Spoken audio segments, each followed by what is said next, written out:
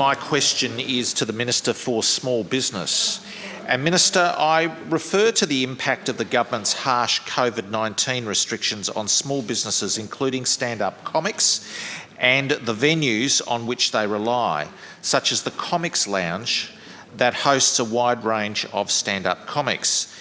The government's rigid rules limit patron numbers to 20, despite the venue having a normal capacity of 500. Minister, isn't it a fact that the government's rigid rules effectively mean this type of venue is slammed shut and remains shut, and there's no joke about that?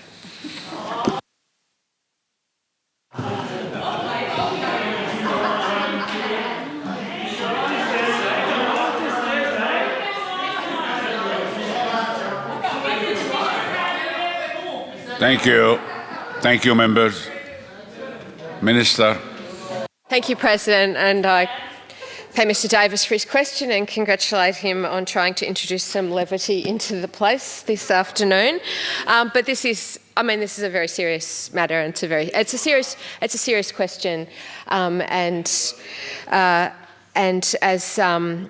as members are well aware, there are a great many businesses that have been able to open now that Melbourne has entered into the third step in the roadmap to reopening, for some very significant sectors, and there are still a number of industries and types of businesses that are impacted, continue to be impacted either in the restricted or heavily restricted category, and I sort of reflect on some of the contributions members made in the adjournment debate last night, Ms Barth and Mr O'Donoghue,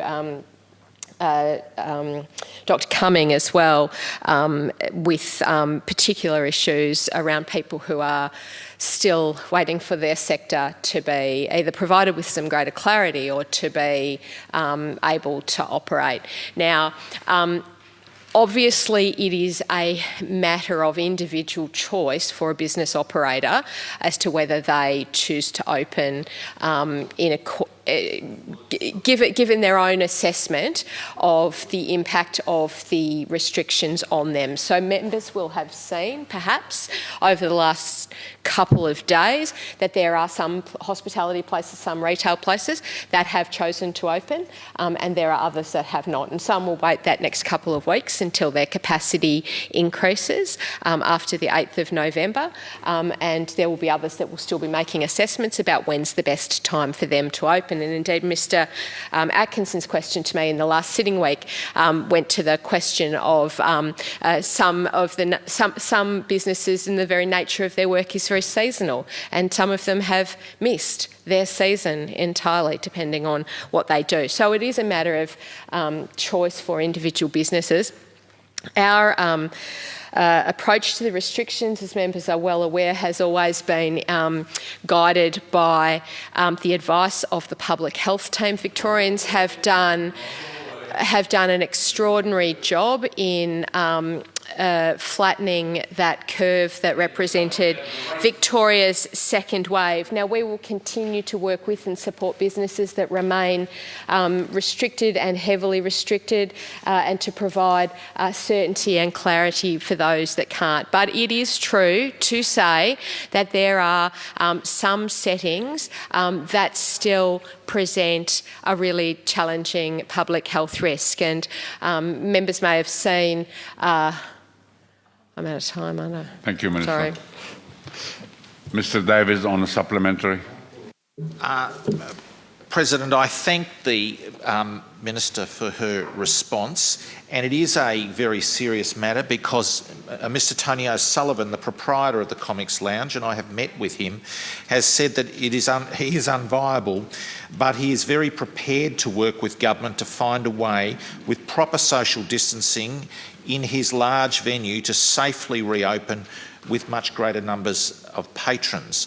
And this is also important because of the neighbouring small businesses, the shops and restaurants in North Melbourne, which is where the Comics Lounge is situated. And I therefore ask, are you prepared to meet with Mr O'Sullivan at the Comics Lounge to work out a way to save his small business and allow him to provide work to the many stand-up comics whose livelihood is dependent on venues such as this to operate? Yes, I am. I'm starting to think that Mr Davis is trying to do over my EA for her job. And that's not happening. But yes, of course, happy to. I've done this 5 times now, really. And I think in every instance, using question time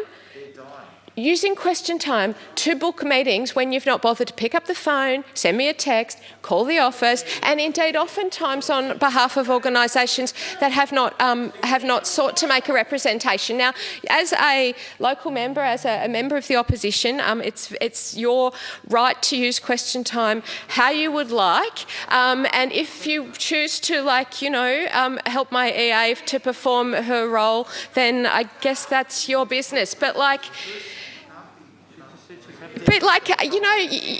you're slightly ridiculous. I'm very happy to meet with the organisation. Thank you, Minister.